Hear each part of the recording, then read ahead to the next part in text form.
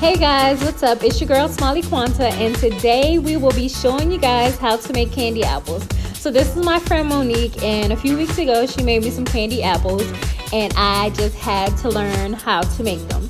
So let's dive right in. So first we went ahead and took the stems off of the apple, and what are we doing right now? We're just rolling the apples around in a pot of boiling water because we want to get the wax off of the apple. So that's what we're currently doing. And don't leave the apples in too long, a few seconds, and then turn them over and you'll start to see the wax fall off of the apples. So once you take the apples out of the pot, you're just gonna make sure you dry them off really good. And now we're just showing you the difference of the wax apple and the regular apple.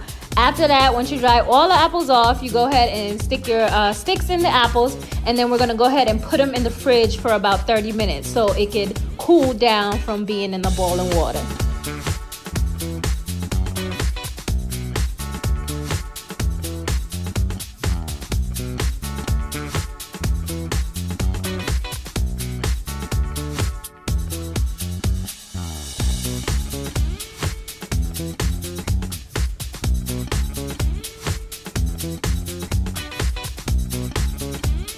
All right, so now you start with your 2 cups of sugar, and then we have light corn syrup. This one I believe came from Dollar General, and then we have another one that I believe we got from the commissary, but it should not matter. But again, always test. So you can take it, you can make this a few times and test out what corn syrup works for you.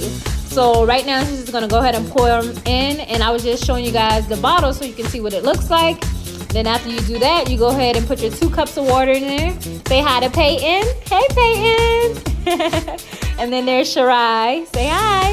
All right, so now you're just gonna go back in and mix it together really nicely until everything starts to fold together before you turn on the heat, before you start to let the water boil.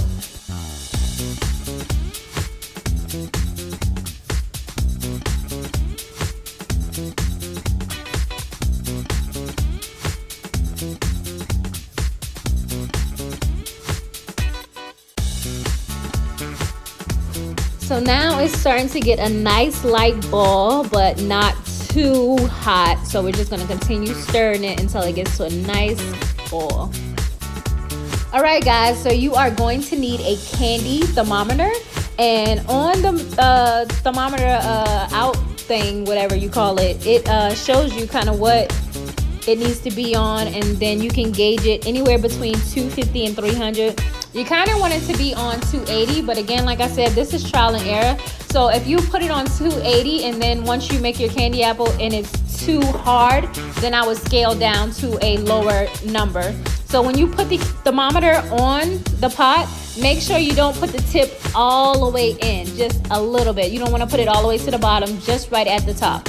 So now we're gonna go ahead, you see that nice ball going, and we're gonna go ahead and put in a few drops of food coloring. And it's just gonna kind of spread out a little bit so you don't have to put too much in there. Just watch it, and then we're gonna keep stirring it while it balls. We've taken the apples out and the candy apple is ready, and she's just going ahead and putting some silver in there and some glitter into the apple just to give it a little sparkle feel.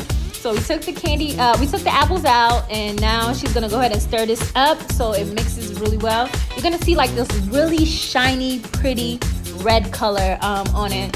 And then we're gonna start dipping the apples. So for this part, you're gonna need a little technique. So you're gonna go ahead and tilt the pot a little over to the side so you make sure you coat the entire candy.